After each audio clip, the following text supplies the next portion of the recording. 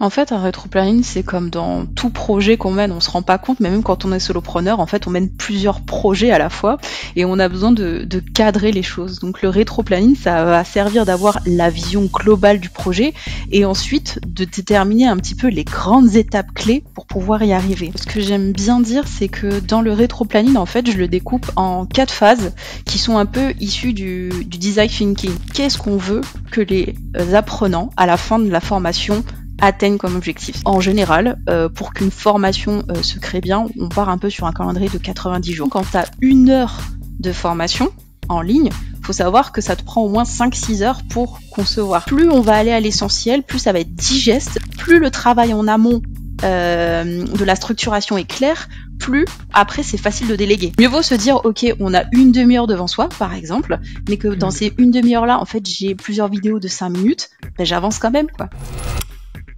Bonjour à toutes et à tous et bienvenue dans cette nouvelle mini-série du board. Alors je sais pas si vous nous regardez en vidéo ou si vous écoutez en audio, je suis dans mon nouveau studio de podcast YouTube. Enfin c'est toujours chez moi, hein, mais j'ai mis un petit néon, j'ai mis une boule à facettes. Et bref, tout ça pour vous dire que vous pouvez retrouver l'intégralité des mini-séries en intégrale dès le lundi sur la chaîne YouTube. Si vous pouvez pas patienter, si vous n'avez pas les nerfs qu'il faut pour attendre le suspense jusqu'au vendredi, jusqu'au dernier épisode avec mon invité. Donc allez les retrouver sur ma chaîne YouTube Le Board Media. Et en tout cas aujourd'hui un thème que vous allez adorer en tant que solopreneur, wannabe solopreneur, puisqu'on va regarder comment faire votre rétro-planning pour votre première formation en ligne. Et pour ça, j'accueille une super experte au board qui nous avait déjà ébloui avec un live expert dans l'incubateur solopreneur où tu nous avais aidé à trouver notre première idée pour créer une formation en ligne. Donc c'est Miora Rakoto Malala. Salut Miora, bienvenue au board. Hello Flavie, merci de m'accueillir. Merci à toi. Donc toi, tu aides les solopreneurs et les instituts de formation à créer des bonnes formations en ligne. Donc ça tombe bien, on a besoin de toi. Parce que franchement, on va pas se mentir, une formation en ligne, c'est certes beaucoup de scalabilité en promesse et ça fait rêver tous les solopreneurs, mais c'est aussi un énorme travail. Donc avant de partir n'importe comment, de faire n'importe quoi et de dépenser trop de temps ou trop d'argent, on a besoin que tu nous aides à faire un rétro-planning. Alors, déjà, je vais commencer par ce mot qui fait un peu peur quand tu es indépendant. On pensait que c'était un mot qui est réservé aux grands groupes corporate. Ouais. C'est quoi un rétro-planning de formation et pourquoi tu estimes que c'est un outil important à faire au stade de créer sa formation en ligne? En fait, un rétroplanning, c'est comme dans tout projet qu'on mène, on se rend pas compte, mais même quand on est solopreneur, en fait, on mène plusieurs projets à la fois et on a besoin de cadrer les choses. Donc le rétroplanning, ça va servir d'avoir la vision globale du projet et ensuite de déterminer un petit peu les grandes étapes clés pour pouvoir y arriver, tu vois. Et donc c'est plus facile de savoir vers où on va et après de se dire comment je fais pour atteindre cet objectif-là en rétro-pédalant, c'est-à-dire en se disant, ben voilà, je dois atteindre telle étape, et pour cette étape-là, qu'est-ce que je dois faire? Et c'est tout l'idée, en fait, de faire son rétro-planning pour sa formation, parce qu'il y a tellement de choses à faire qu'on peut vite s'éparpiller et partir dans tous les sens, tu vois, donc... Ok, donc ça c'est bon, c'est clair, c'est vrai qu'appelons un chat, hein, on gère quand même des projets complexes. Moi, je vois, je crée des produits que des équipes entières pourraient créer, donc c'est vrai que de temps en temps, quand je lance des gros trucs, j'ai besoin de faire un rétro-planning. Dis-moi, Miora, juste à ce stade, est-ce qu'on a déjà validé l'idée de notre formation en ligne ou pas? Parce que c'est souvent la première question que me posent les solopreneurs, c'est j'ai pas d'idée ou alors j'ai une idée mais je sais pas si elle est bonne. À quel stade intervient le rétro-planning? En fait, il commence dès le début. Et ce que j'aime bien dire, c'est que dans le rétro-planning, en fait, je le découpe en 4 phases qui sont un peu issues du design thinking. Je sais pas si tu sais ce que c'est le design thinking, mais pour ceux qui ne savent pas ce que c'est, en fait, c'est un process que les designers appliquent justement pour créer une solution. Et d'abord, on va essayer d'être en empathie aussi avec les utilisateurs et c'est pour ça qu'on va en fait faire tout le travail de recueil des besoins avec l'avatar, trouver l'idée de formation aussi. Donc en fait il y a plusieurs étapes, il y a l'étape vraiment d'empathie et de trouver un petit peu le recueil des besoins et ensuite on va être dans une phase de découverte et une phase d'idéation, tu vois. Donc trouver l'idée de formation, ça va aussi aller dans cette phase d'idéation et ensuite on va aller dans ce qu'on appelle dans une phase de développement où on va produire le contenu Et la dernière phase, c'est un peu la phase de livraison, parce qu'en fait, quand on crée sa formation, tu le sais aussi bien que moi, on ne fait pas un produit totalement fini parce qu'on doit l'améliorer au fur et à mesure. Donc l'idée, c'est de faire un premier prototype de sa formation qu'on va tester auprès d'un panel de premiers utilisateurs et qu'ensuite qu'on pourra améliorer par la suite. Voilà. Ok, alors bon, ben, je te suis. Qu'est-ce qu'on met alors dans ce rétro-planning? On commence par quoi, justement, pour pas faire un truc trop gros non plus, qui fait qu'après on va jamais lancer sa formation, parce que ça, je te vois venir. Enfin, je pense que tu vois aussi venir les gens qui vont nous écouter. Ils vont peut-être vouloir construire un truc énorme. Donc, Oui. c'est quoi les indispensables dans un bon rétro-planning? Les indispensables pour moi, c'est vraiment déjà de comprendre déjà le contexte, déjà se demander qu'est-ce qu'on veut que les apprenants à la fin de la formation atteignent comme objectif. Ça, c'est vraiment c'est comme si tu avais la vision, tu vois, de ton projet. Il y a une finalité. Pourquoi on fait ça, en fait, déjà? C'est très important. Et puis, en fait, à partir du moment où tu as mis le doigt sur qu'est-ce que tu veux que les gens apprennent, en fait, à l'issue de cette formation-là, ça te permet, en fait, de déterminer les objectifs de ta formation. Et ensuite, dans ces objectifs de formation, c'est là où on va créer les modules ensuite de formation et qu'on va après qu'on va décliner en leçons aussi. Et ça, j'y reviendrai un petit peu plus tard. Et après, l'idée, c'est vraiment de se dire qu'une fois qu'on a un peu le plan détaillé de ces modules, ben c'est là où on peut se dire quel type de contenu je peux créer, tu vois. Et du coup, c'est beaucoup plus logique parce qu'on se dit pas je vais créer un peu tout et n'importe quoi, mais c'est toujours en lien avec les objectifs de notre formation. Et c'est là après qu'on va déterminer ensuite quels outils j'ai besoin aussi pour produire tout ça. Et ensuite, l'idée, la dernière étape, ça va être vraiment de planifier vraiment le lancement et le test de cette formation-là, tu vois. Donc, je dirais, il y a 5 grandes étapes clés, si on peut dire, dans ce rétro-planning-là. Et en général, pour qu'une formation se crée bien, on part un peu sur un calendrier de 90 jours, tu vois. Je trouve que 90 jours, c'est un bon timing parce que ça te permet d'avoir le temps de faire cette phase de recueil des besoins, de produire aussi, mais surtout de tester, parce que c'est ça la phase la plus importante en fait, et qui prend plus de temps, tester et faire ses allers-retours pour savoir qu'est-ce qui va pas, en termes de pédagogie, en termes de structuration, en termes de clarté aussi. Tu vois, nous, on peut penser qu'on est hyper clair dans notre discours, alors qu'en fait, la perception des apprenants n'est pas du tout la même, tu vois. Okay. Donc, tout ça, ça prend du temps. Ce que tu dis, c'est qu'en 3 mois, on peut passer d'un prémisse d'idée à la livraison de son bêta-test de formation. Ok, Oui. Bon, ça, c'est hyper motivant. On le fait sur quoi, ce document? Enfin, je sais pas, c'est un document, c'est plusieurs. Comment tu le fais quand tu t'accompagnes les solopreneurs? Alors, moi, je suis quelqu'un de très visuel, donc j'adore les cartes mentales. Donc par exemple moi je prends Miro ou MindMinster, peu importe en fait l'outil, vous pouvez être sur Notion, sur un Google Doc, en fait à partir du moment où pour moi vous posez à plat les choses.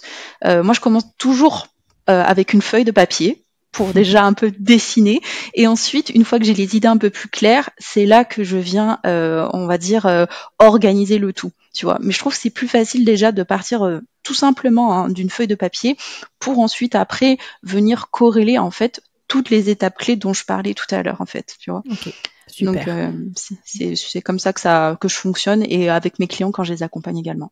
Ouais, moi j'avoue, j'ai fait ça aussi, j'ai fait un espèce de tableau blanc. Je sais que maintenant Canva permet ça aussi, tu vois, pour poser et aussi pour pouvoir changer facilement les parties parce que exactement, on en parlera c'est tout à l'heure. interchangeable. Exactement. Il va se passer certaines péripéties où vous pensiez que le chapitre 1 ce serait le 1 et en fait pas du tout. C'est ça. Ça sera le 6. Non, je rigole. Mais voilà, OK, donc trop bien. Donc ce document, il va être évolutif. Tu vas nous expliquer comment le construire. Vous allez le construire avec nous et puis vous pouvez venir aussi dans l'incubateur solopreneur où Miora sera là pour vous répondre à vos questions aussi et vous aider. Est-ce que tu as un défi, challenge ou peut-être des premières parties de ce rétro-planning qu'on peut commencer à remplir avec toi pour finir ce premier épisode? Ouais, tout à fait. Le premier défi que je dirais, ce serait déjà lister les 3 compétences principales qu'on souhaite transmettre à la fin de sa formation. Ça va vraiment donner le fil directeur de sa formation et ensuite ce sera plus facile pour ensuite le décliner en module, tu vois. Donc déjà si on se dit OK, qu'est-ce que je veux que les apprenants retiennent à la fin de cette formation, qu'est-ce que je veux qu'ils mettent en application, ça nous donne après la bonne direction pour ensuite décliner et ensuite faire le rétropédalage, comme je disais, sur le séquençage des modules. J'adore parce que ça me paraît beaucoup plus clair que les trucs un peu jargonnants qu'on voit. Tu sais, quand on dit oui, il faut fixer des objectifs pédagogiques, mais ça veut rien dire. Là, tu dis c'est vraiment 3 choses que les apprenants doivent faire. Et je lève les yeux au ciel aussi parce que je réfléchis à haute voix à mes propres formations que j'ai pas du tout fait avec la méthode Miura. C'est pour ça que c'est un gros bordel, mais qui au final marche bien. Et je pense que c'est parce qu'aussi la transformation est claire. Oui. Et donc, je pense que c'est très utile aussi pour ensuite pouvoir vendre votre formation que si vous pouvez dire clairement les 3 choses avec lesquelles les gens vont repartir, ce sera beaucoup plus simple aussi pour vendre votre formation. Parce que si vous n'y arriverez pas, vous n'arriverez pas à la vendre. Exactement. Et tu vois, moi, je me faisais la réflexion que voilà, moi, je travaille beaucoup la promesse, quoi. C'est passer du freelance qui vend son temps au solopreneur serein qui a des revenus réguliers et prévisibles. Et donc, ça passe par quoi? Construire son offre, construire son média et construire son premier produit. En fait, c'est aussi simple et en même temps dense que ça. Et c'est ce que les gens veulent faire, au moins un des 3. Et c'est ce qui les rend addicts après à la formation ou au bootcamp. Donc, trop bien ton premier défi. Abonnez-vous à la newsletter parce qu'on a pas mal de littérature aussi à vous envoyer, le template que tu nous avais préparé aussi. Donc voilà, n'hésitez pas et comme ça vous permettra de compléter les exercices. Et puis ce que je te propose, c'est qu'on passe à l'épisode suivant où tu vas nous aider à structurer nos idées en modules de formation parce que c'est pas mal d'avoir déjà une idée des objectifs, mais maintenant il va falloir trouver la bonne pédagogie pour que vos apprenants apprennent quelque chose, adorent votre formation et la recommandent autour d'eux. C'est parti! Alors Miura, on est dans le rétro-planning, on a fixé les objectifs de notre formation, la promesse. Maintenant, comment on fait pour articuler ce qu'on a dans la tête, qui est donc généralement hyper en bazar et pas du tout processé, en module de formation? C'est un mot qui peut être un peu intimidant, surtout que pour la plupart des freelances ou solopreneurs, ils n'étaient pas formateurs ou directeurs de la formation. Qu'est-ce que tu nous conseilles comme approche à ce stade? Alors pour créer ces modules, donc comme je disais, on repart vraiment des objectifs, mais à partir de ces objectifs-là, on identifie les problématiques qui sont soulevées en fait justement par chaque objectif. Et par rapport à chaque problématique, on essaye de trouver les solutions. Donc il peut en avoir qu'une seule, mais il peut en avoir plusieurs en fait. Et l'idée, encore une fois, c'est toujours un peu sur cette trame de départ. Donc moi pour la carte mentale, j'essaye en fait de me dire voilà. L'objectif, c'est ça. Ok. Pour arriver à cet objectif-là, par quoi doit passer? Quelles sont un peu les frustrations, les blocages de mon apprenant pour qu'il y arrive, tu vois? Et à partir de là, j'essaie de trouver les solutions adéquates qui vont permettre justement d'atteindre ça. Et ça va te permettre en fait de créer des passerelles parce qu'il y a des problématiques. En fait, il y a des solutions qui vont se rejoindre. Et ça va te permettre de, en fait, identifier les grandes thématiques du module en question. Tu vois. Et c'est là que tu peux articuler justement ton module en sous-modules. Et les sous-modules, du coup, ça te permet de créer tes leçons, tu vois. Okay. Donc, alors, très, très intéressant. Je pensais, pendant que tu parlais, je me disais, moi, j'imagine un petit jeu vidéo, tu sais, où le personnage, un peu comme Mario, là, il doit passer par plusieurs niveaux. Par plusieurs monstres. C'est ça. La princesse. Exactement. Donc, côté visuel, toujours. Alors, ok, est-ce que tu peux nous donner un exemple concret, peut-être d'un freelance ou d'un solopreneur avec qui tu as travaillé pour qu'on comprenne, on pourrait suivre comme ça une formation type et qu'on comprenne comment on passe étape par étape avec des vrais exemples de la vraie vie, parce que c'est ce que j'aime bien faire dans le board, comme ça on comprend tout de suite de quoi on parle et on reste pas coincé dans le concept. Ouais, moi j'ai un exemple en tête, c'est on va prendre l'exemple d'un consultant ou consultante SEO. Qui a pour cible des solopreneurs, mais des solopreneurs qui veulent apprendre à optimiser en fait leur page de vente, page d'accueil, et en fait simplifier leur référencement naturel. Mais ils veulent faire eux-mêmes en fait. Pour cela, en fait, il y a plusieurs étapes parce que au final, on se rend compte que les gens qui veulent faire ça, ils n'ont pas forcément les bases en fait. Ils ont besoin de fondations solides sur le SEO. Donc la première chose à se poser, c'est de quoi ils ont besoin justement, donc les 3 compétences, de quoi ils ont besoin pour savoir optimiser leur référencement naturel. Peut-être qu'ils ont déjà besoin de savoir mettre à plat un petit peu, faire une revue sur les fondations du SEO, parce que quand on parle de SEO, c'est assez technique, tu vois. On peut parler par exemple de l'algorithme, on peut parler des différents types de pages qu'on peut optimiser pour le SEO. On peut également parler de moteurs de recherche, tu vois. Donc l'idée c'est de se dire avant de faire ça, je dois comprendre un peu le contexte, tu vois. Je Ok. peux pas commencer à optimiser une page si je ne sais pas ce que c'est le SEO, si je n'ai pas défini, si je ne comprends pas les termes techniques. Donc, on va déjà commencer par définir un petit peu le contexte et pourquoi, en fait, c'est important de comprendre un petit peu les fondamentaux du SEO. Et puis ensuite, on peut se dire, bah voilà, maintenant que je sais ça, qu'est-ce que je dois faire justement pour apprendre à optimiser? Pour apprendre à optimiser une page SEO, il faut que j'apprenne justement à sélectionner les bons mots-clés, tu vois, qui vont me permettre d'être visible sur les moteurs de recherche. Du coup, comment je fais justement pour sélectionner ces bons mots-clés? Et du coup, c'est là que ça va me permettre d'avoir justement des sous-modules, des leçons qui vont permettre d'atteindre cet objectif-là. Et puis à la fin, en fait, je vais aussi me dire, ben voilà, une fois que j'ai choisi mes mots-clés, comment je fais pour savoir si c'est pertinent ou pas? Tu vois, donc je dois aussi mesurer l'efficacité en fait des mots-clés que j'ai choisis. Parce que c'est pas des mots-clés qui sont choisis au hasard, même si je les choisis, bah du coup, est-ce que ça marche ou pas, tu vois? Donc l'idée c'est de se dire, bah, à partir de là, je vais pouvoir analyser les mots-clés que j'ai choisis dans mes contenus déjà existants. Comme ça va me permettre ensuite de pouvoir améliorer en continu et obtenir des résultats sur le long terme. Parce que la stratégie SEO, c'est une stratégie sur le long terme, tu vois. Et donc, si je récapitule, en fait, c'est comme si j'avais là, je te disais comme ça, 3 types de modules. Un premier module sur les fondamentaux du SEO, un deuxième module pour sélectionner et choisir les bons mots-clés, et un troisième module pour comment optimiser en fait les pages qu'on a, donc nos contenus existants, en mesurant l'efficacité. Donc c'est en faisant l'analyse à l'aide de métriques qui sont vraiment bien définies, tu vois. Ok, alors j'y vois plus clair. Donc là, on est vraiment juste dans les chapitres en fait du livre. Hein. Là, tu nous parles pas encore de modalités pédagogiques. Hein. On ne sait pas si ça va être un quiz, une vidéo, ou non, je sais pas quoi, ou un exercice. On est juste dans les grandes thématiques, en gros le plan du livre. Ouais. Donc ça me paraît très clair. Et c'est pas si facile. Et c'est pas si facile, ouais, effectivement. Attends, j'ai une petite aparté. Combien de modules? Parce qu'aussi, je sais pas si tu seras d'accord avec moi, mais moi, je consomme évidemment beaucoup de formations en ligne. C'est ma façon numéro 1 de me former en tant que solopreneur, notamment des États-Unis, mais aussi pour être au courant des tendances et vous donner des bons conseils. J'ai l'impression qu'il y a un maximum de modules aussi à pas dépasser, parce que sinon, ça devient overwhelming, la formation. C'est chiant. On peut pas faire une formation de 100 modules. Non. Qu'est-ce que tu recommandes pour une première formation en ligne?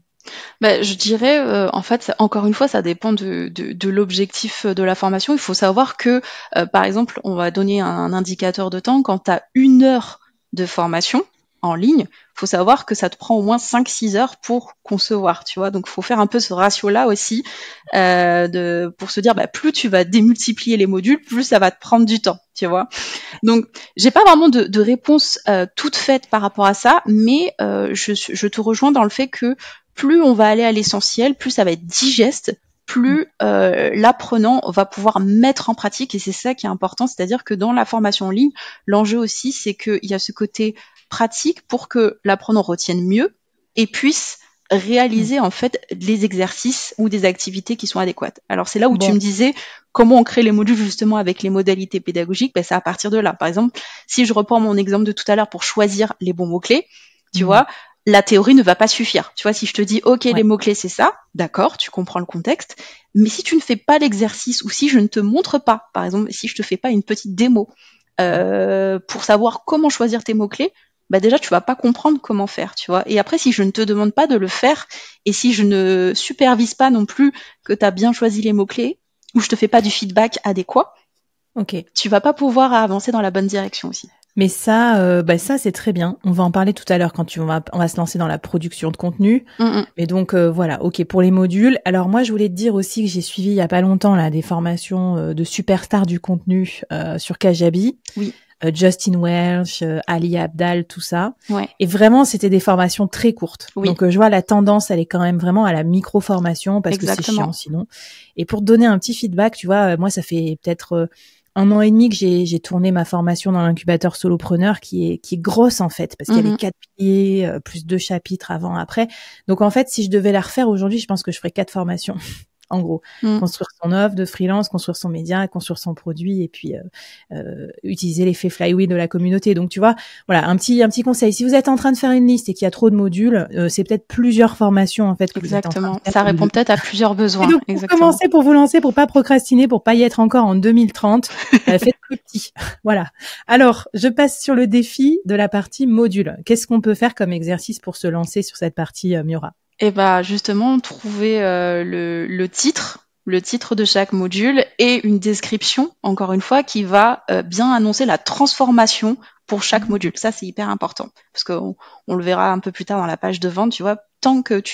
Plus tu prends le réflexe de faire ça, plus après ce sera lisible dans la communication que tu auras auprès de tes clients.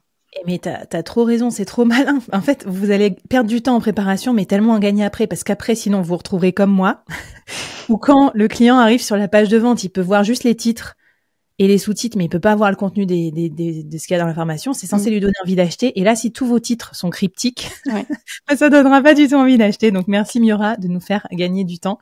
Écoute, je te propose, maintenant que vous avez rempli ce challenge, que vous avez vos objectifs et vos modules, qu'on passe à la 3e partie du rétro-planning. Comment établir le calendrier de production pour créer les contenus qui vont venir alimenter votre formation et aider les apprenants à effectuer leur transformation. C'est parti. Le calendrier de contenu, la production, concrètement faire des vidéos, des audios, des exercices, des looms, ce que vous voulez, ça c'est vraiment un énorme morceau.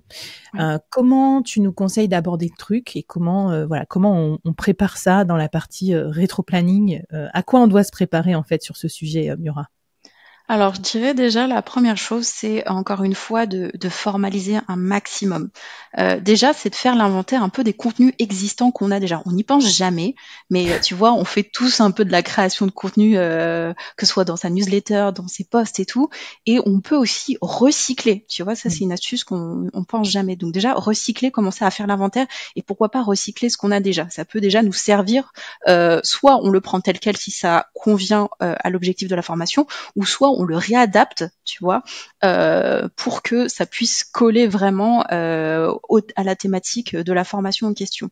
Ce qui est important aussi. Je fais une petite pause parce que c'est tellement bien ce conseil. Donc là, faites-le vous tatouer parce que moi, je suis vraiment naze. J'ai fait 4 ans que je fais du contenu. J'ai même pas une base de données avec tous mes contenus écrits. Et en fait, on avait enregistré un épisode avec Bérangère Gonzalez sur le recyclage de contenu. Et ça part de là. Donc, en gros, tracez tous vos articles, vos liens, vos vidéos quelque part dans un dossier ou dans un tableur, y compris avec le texte, parce qu'après, maintenant, avec les outils d'IA, en plus, vous pourrez transcrire ou récupérer une grosse partie du texte. Et j'avoue, ça vous facilitera énormément le travail avant de tout créer en partant de zéro, quoi. Exactement. Et pareil aussi, tu vois, moi ce que j'ai l'habitude de faire, c'est que je formalise tout dans un tableau, c'est-à-dire qu'une fois que j'ai mon titre de module, j'ai le contenu, tu vois, du module, et ben là je suis capable après de me dire, ok, qu'est-ce que je veux évaluer, tu vois. Donc si par exemple c'est du contenu un peu, je reviens sur mon exemple, les fondamentaux du SEO par exemple, là on sait que ça va être un peu de la théorie. Tu vois, il y aura pas beaucoup de pratique. Donc, je peux mettre, par exemple, comme activité, un petit quiz, tu vois. Ça va permettre d'évaluer la bonne compréhension des notions clés qui vont me permettre ensuite de sélectionner les outils, enfin, les mots-clés adéquats, tu vois, pour optimiser mes pages, par exemple. Et si j'ai besoin, par exemple, de faire une démo, ce que je disais tout à l'heure, par exemple, sur une démo pour bien sélectionner les mots-clés pour son référencement naturel, du coup, je vais créer une vidéo, tu vois, et la petite vidéo, peut-être que on va me voir un peu sur le côté, mais le but, c'est pas forcément moi de me voir, mais vraiment de clarifier le message que je veux faire passer, et ensuite de bien baliser à l'écran les étapes, peut-être que je vais flécher, tu vois, je vais emphaser sur certaines notions, sur certaines peut-être zoomer sur l'écran aussi, tu vois. Donc c'est aussi important de se dire qu'est-ce que je veux qu'on voit à l'écran. Ça, on n'y pense jamais, tu vois. Mais c'est hyper important de se dire ok, j'ai mon objectif de module, je sais ce que je veux mettre, mais qu'est-ce que je veux qu'est-ce que je veux faire figurer à l'écran, tu vois. Est-ce que je veux faire figurer des emojis? Est-ce que je veux faire figurer, tu vois, une explication? Est-ce que je veux faire figurer moi en face cam, tu vois? Ça va dépendre un peu de la dynamique de la vidéo.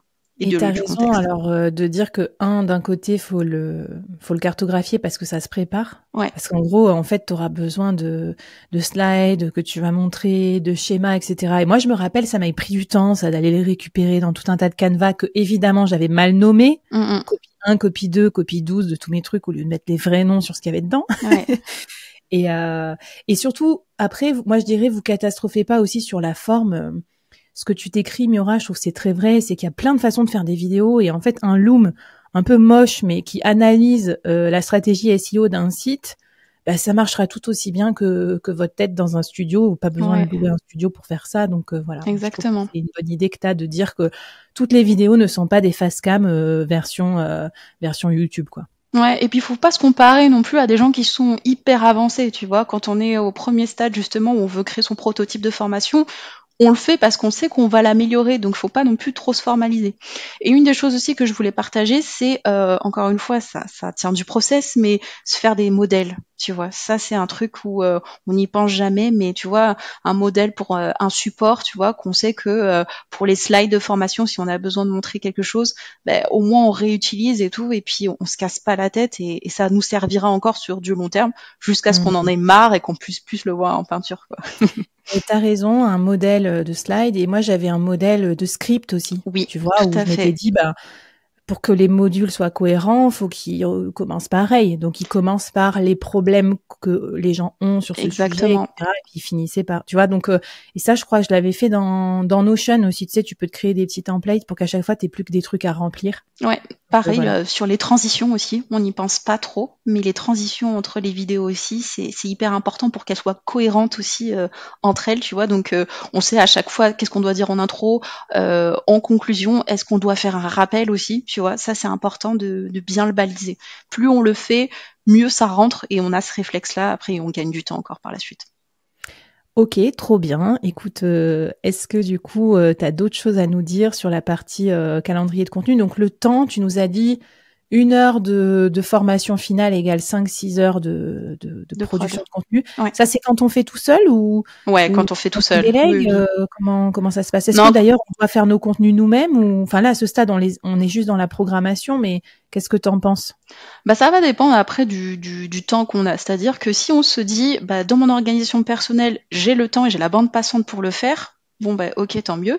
Par contre, effectivement, si on a des personnes, je peux par exemple, je sais pas, un ou une assistante virtuelle qui peut nous compiler les diapos et que tout est clair. Donc c'est pour ça que je disais, plus le travail en amont de la structuration est clair, plus après c'est facile de déléguer, tu vois. Donc c'est aussi pas que pour soi, mais c'est aussi en projection de l'évolution du business model aussi. Donc ça aussi c'est important parce qu'on se dit ouais mais s'il y a que moi qui va avoir accès, non en fait il faut avoir une vision un petit peu plus long terme en se disant bah, peut-être qu'un jour on se fera potentiellement aider et que pour déléguer il faut que tout soit clair et bien structuré. En tout cas c'est mieux Alors quand même. d'ailleurs, une petite question sur ça, script ou pas script? Est-ce qu'il faut écrire la formation quand on va faire une présentation vidéo, par exemple, ou est-ce Ouais. qu'on met juste des bullet points et on y va comme ça?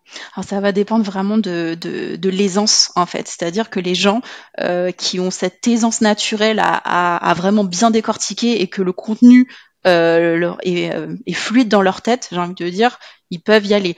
Le seul inconvénient de ça, c'est qu'il faut vraiment être aguerri parce qu'on a tendance à digresser. Et Mmh. rappelle-toi ce qu'on disait tout à l'heure sur le fait de faire un peu du micro-learning, c'est-à-dire des capsules plus courtes scripté, ça réduit en fait cette tendance à vouloir digresser en fait. Voilà. Et d'ailleurs, ouais, c'est quoi la durée maxi pour toi d'une vidéo de formation? Par exemple, quand tu es dans un module, tu cliques sur le premier sous-module.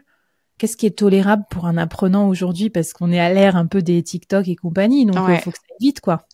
Bah aujourd'hui, moi je dirais c'est entre 5 et 10 minutes, hein, pas plus, hein, pour que ça Mmh. s'enchaîne et que surtout l'attention elle décroît pas. Parce que tu vois, au bout de 20 minutes, on sait que on fait autre chose, il y a quelqu'un qui nous appelle, parfois il y a les enfants qui sont là, bah, c'est compliqué en fait, tu vois. Donc C'est clair. mieux vaut se dire, ok, on a une demi-heure devant soi, par exemple, mais que dans Mmh. ces une demi-heure-là, en fait, j'ai plusieurs vidéos de 5 minutes, ben, j'avance quand même, quoi, tu vois. Donc il faut plutôt raisonner comme ça en fait.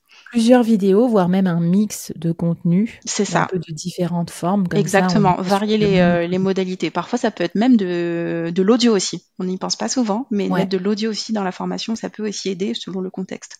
Au départ, j'étais partie sur une formation audio. Après, j'ai fait de la vidéo, mais j'ai envie de remettre l'audio parce qu'en fait, quand on fait autre chose, on a peut-être envie d'écouter les épisodes audio ou pour se le rappeler.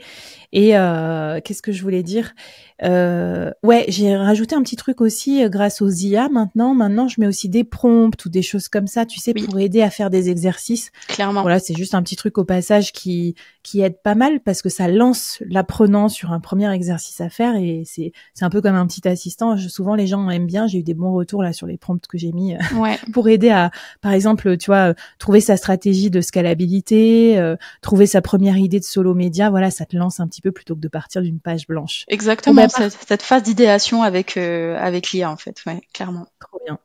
Bon, écoute, quel est notre défi sur cette partie contenu avant qu'on passe aux 2 dernières étapes? Alors le défi pour le contenu, ça va être de noter les 5 contenus principaux que vous voulez produire pour votre formation. Ok. 5, on se limite à 5 pour le moment. Pour le moment, déjà, en fait, ça permet de jeter un peu le truc et puis ensuite, après, on déroule. Mais déjà, si on a une bonne idée des 5 premiers, le reste est plus facile quand même après. Trop bien. Et tu sais quoi, moi je vais faire l'exercice avec vous aussi parce que je travaille sur une nouvelle idée de formation. J'en mettrai une nouvelle par an tous les ans dans l'incubateur solopreneur pour que vous ayez aussi des nouveautés à vous mettre sous la dent. Donc je t'en parlerai plus tard, Miora, mais je pense que je vais faire les exercices avec vous. Trop bien. Eh ben écoutez, je pense que vous êtes prêts, vous êtes chaud maintenant pour mettre en place tout ce qui va être la partie outils, parce qu'on peut se perdre très rapidement dans cet univers impitoyable des LMS, Learning Management System, qui coûtent une blinde. Vous savez pas s'il faut acheter en gratuit, en payant, ça va être un gros bordel votre boîte à outils. Donc pour vous éviter tout ça, on va avoir les recommandations de Miora dans l'épisode à suivre. C'est parti.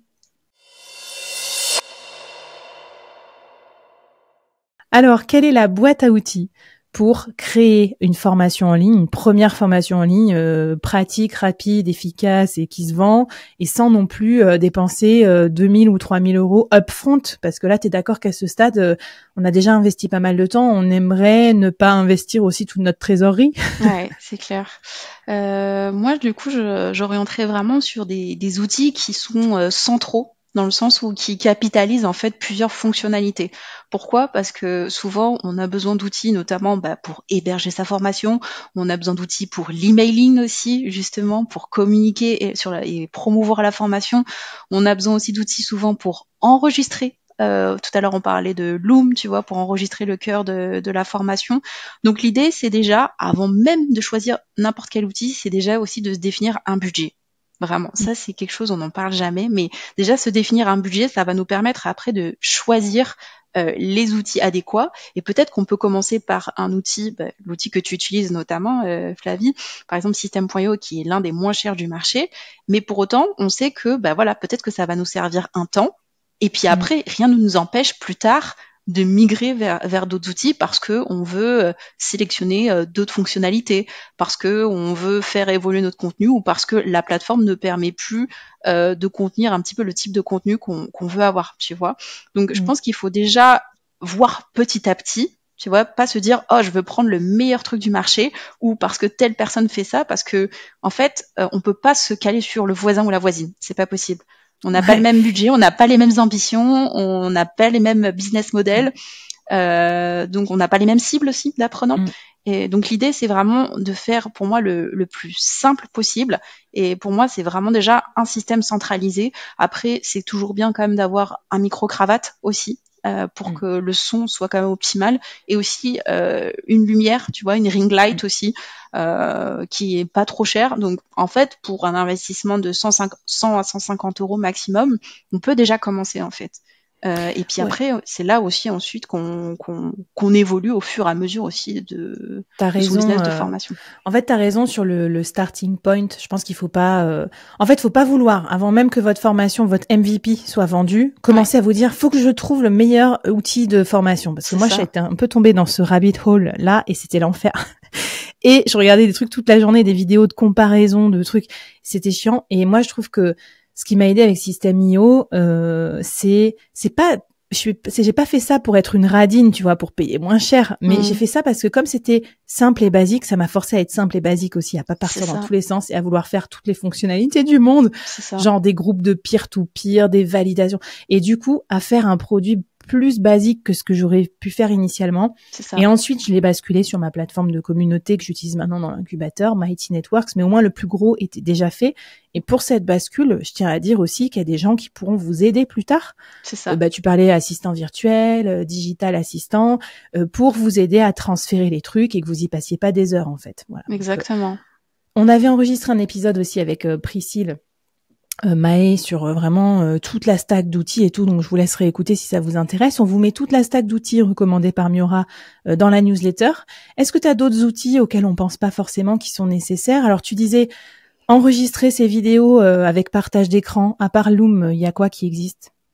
À part Loom, il y a Tela aussi que j'utilise moi, qui est très bien. Il est en anglais, mais au moins il permet vraiment de personnaliser encore plus que Loom, tu vois. Donc ça aussi c'est bien parce que tu peux personnaliser avec tes couleurs, tu peux choisir d'avoir te mettre à côté de ton support ou en bas ou en haut, peu importe. En fait, tu peux être beaucoup plus flexible. Tu peux aussi faire un petit peu de montage vidéo. T'as aussi Screencast-O-Matic. Là, il est gratuit celui-là, mais il est plus limité. Donc aussi, ça va dépendre aussi. Il faut pas que voir que le budget, parce que parfois on se dit bon, c'est gratuit, c'est cool, mais on se retrouve hyper limité et du coup on est là à bricoler. Donc le fait de bricoler, ça nous fait parfois perdre plus de temps que si on investit dans une solution un peu plus complète et qui nous apporte un peu plus de tranquillité. Tu vois. Et puis t'investis parce que tu vas gagner de l'argent derrière. Donc moi je dis, ce que j'avais fait avec l'incubateur, je fais sur tous mes projets. Je me fais un business plan. Je me dis combien ça va me coûter ça en heures. Je calcule mon temps aussi parce que ce temps-là qu'on va passer devant la ring light à bafouiller des trucs, c'est ça. Pas très bien jusqu'à répéter 10 fois avant que ça rentre dans la boîte. Bon voilà, ça fait un budget et après derrière ça vous aidera à fixer vos prix et donc à rentrer dans vos frais et puis à faire de la marge sur ça. Il y a Canva aussi qui permet de filmer son écran. Moi, j'avais enregistré comme ça le module salarié diversifié. Donc voilà, petit truc au passage, comme c'est un outil all-in-one qu'on a souvent quand on est solopreneur. Trop bien. D'autres outils à conseiller ou un peu tes petits chouchous qui sont connus de seulement des instituts de formation et des spécialistes du e-learning pour les solopreneurs? Oui, alors après ça c'est plus pour si on veut animer par exemple animer des sessions live souvent et surtout qu'on veut faire des sessions de groupe, il y a un outil qui s'appelle Global. Là pour le coup en fait c'est chacun qui arrive dans une salle et chacun est sur une table et ce qui est drôle c'est qu'on voit les têtes des gens en fait dans des pastilles et du coup on a l'impression d'être dans une vraie salle, tu sais, comme en présentiel, sauf qu'on est tous en distanciel, tu vois. Trop bien. Et ça c'est sympa, un peu comme sur tu sais sur Mighty aussi t'as Gaver aussi qui est une appli qui permet un peu de faire du coworking un peu virtuel. Donc en fonction du budget, là encore une fois on n'est pas là pour là je parle pas du MVP, c'est pour plus tard en fait quand on veut investir et qu'on veut vraiment annexer une communauté aussi à sa formation en ligne, on peut se permettre aussi d'investir dans des solutions qui permettent encore plus de collaboration, tu vois, de vraiment créer cette cohésion de groupe qu'on peut pas toujours avoir au début. Donc c'est aussi important aussi de se dire comment on veut aussi transformer aussi sa formation plus tard, tu vois. T'as raison, faut parler de la V0 et puis des V1, V2, V3. Moi, j'ai fait 3 versions en une année, je crois, l'année dernière. Merci à tous ceux qui ont essuyé des plâtres.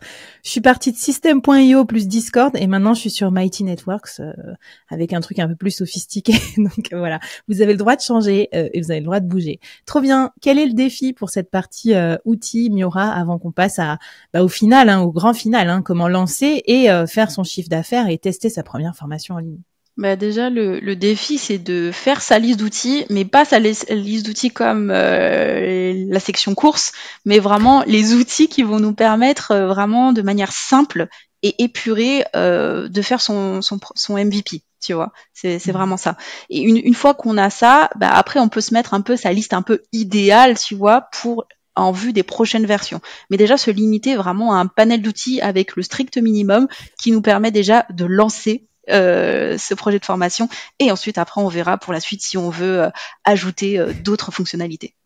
C'est ça, commencez pas à vous acheter votre tenue de marathonien là si vous avez même pas couru encore Exactement. votre première course à pied. On l'a tous fait, c'est pour ça me fait rire quand tu parles de ça.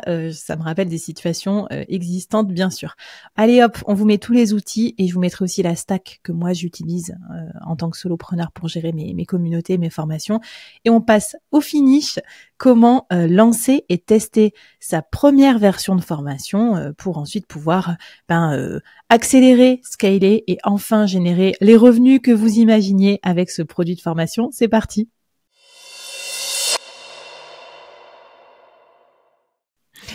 Alors, on a normalement construit sa formation, enfin en tout cas son MVP.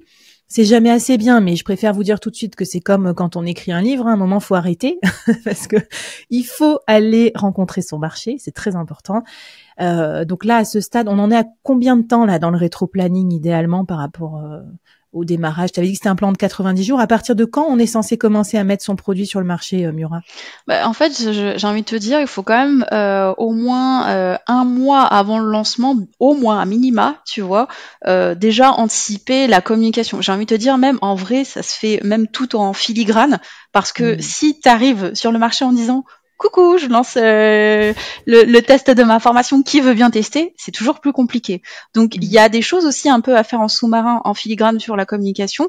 Et après, le test, vraiment, j'ai envie de te dire que faut bien communiquer au moins un mois avant pour habituer la cible, être présent aussi. Tu vois, donc sur les réseaux, donc ça va aussi forcer à être encore plus visible, donc renforcer sa communication. Si on a l'habitude de communiquer, par exemple, 1 à 2 fois par semaine, et pendant ce un mois-là, on va être encore plus présent, on va essayer de créer du lien. Pourquoi pas aussi proposer des lives aussi, tu sais, pour vraiment que les gens découvrent un petit peu les coulisses aussi, l'envers du décor. C'est toujours intéressant de savoir aussi comment ça a été construit, à quoi ça répond, le pourquoi aussi.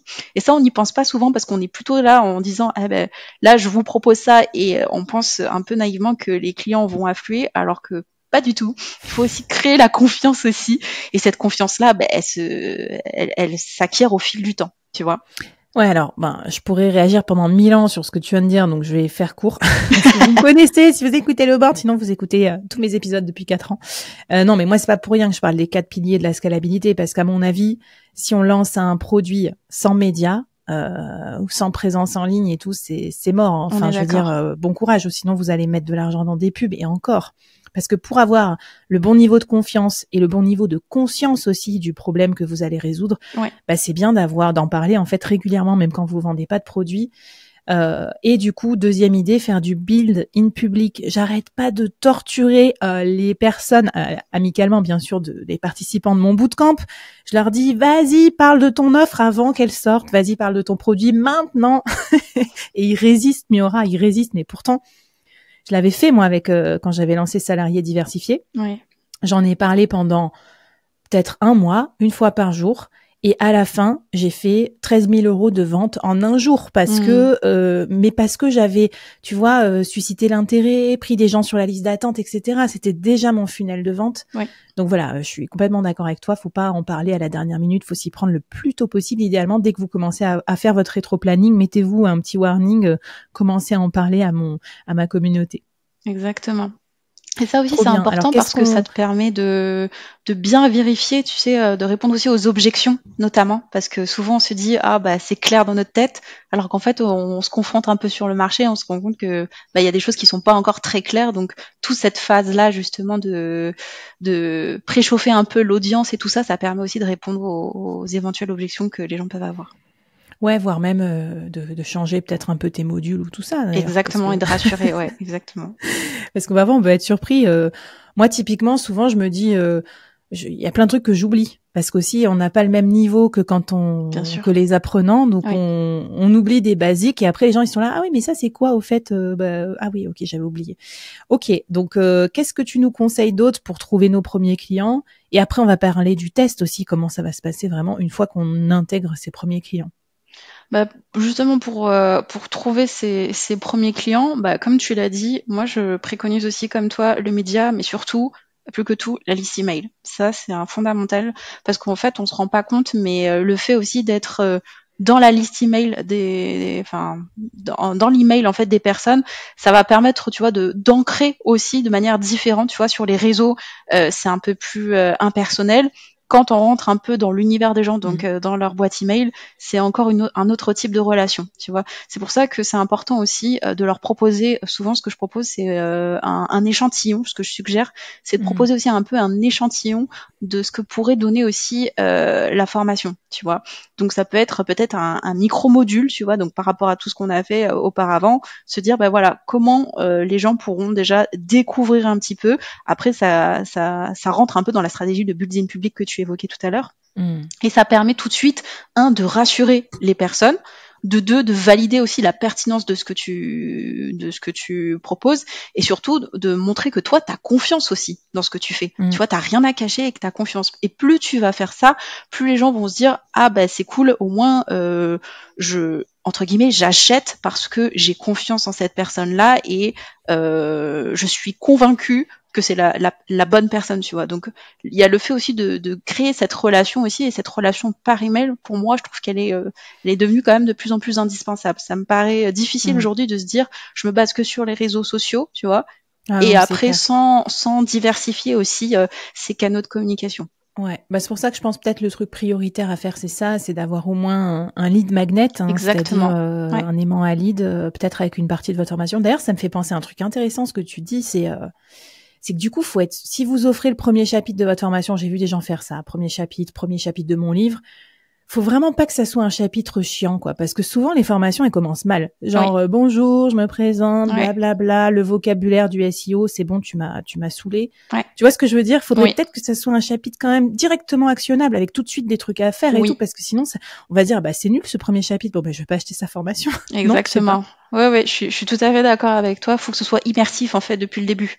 Tu vois, plus ça va être immersif, plus ça va être actionnable. Il y aura déjà une première transformation. Les gens vont se dire waouh, ça c'est que un peu l'échantillon gratuit. Et j'ai déjà ça, donc qu'est-ce que ça va donner quand j'aurai un peu le gros lot avec la formation en question, quoi. C'est un peu ça. Le time to value, c'est-à-dire accélérer le moment où vous apportez de la valeur au client, c'est tout à fait valable en freelance et encore plus dans une formation en ligne. Trop bien. Et après, tu me disais, le mieux, c'est d'organiser un bêta test. Oui. Donc, à partir de combien de clients il nous faut pour tester ce truc?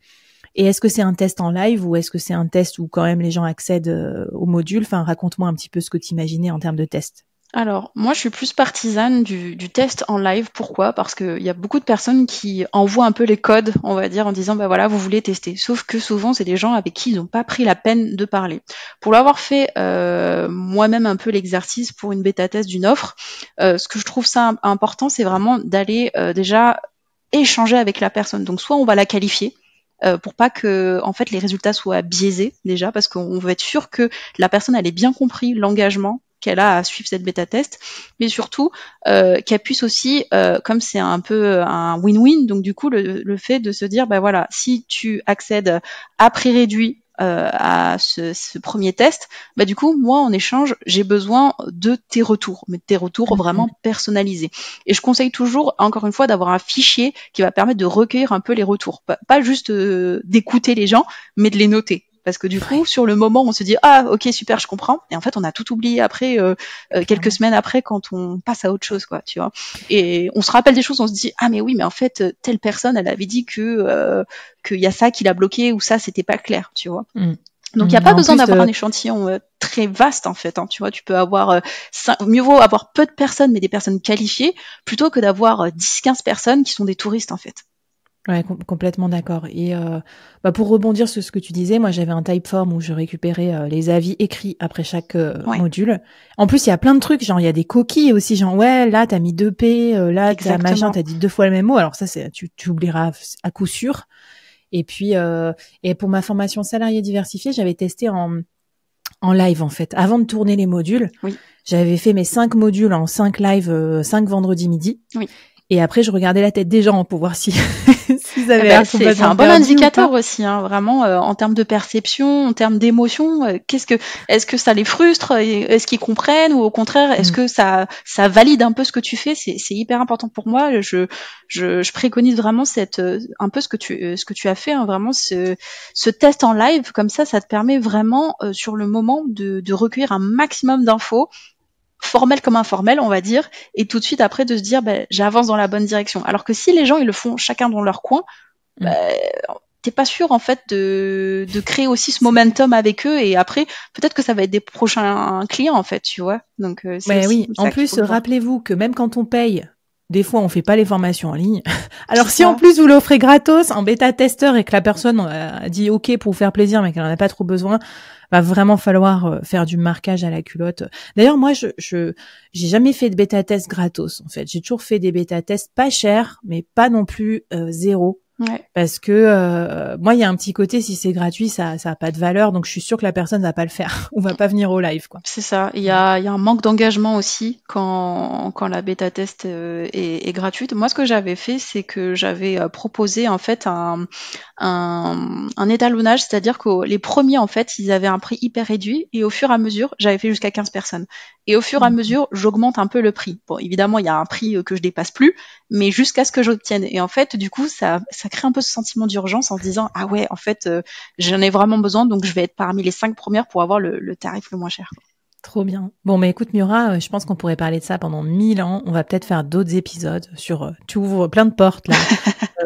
Du coup, les versions d'après, les prix, les lancements, écoutez le board, abonnez-vous. Qu'est-ce que vous voulez que je vous dise? Il y a plein d'autres épisodes qui vont vous aider, hein.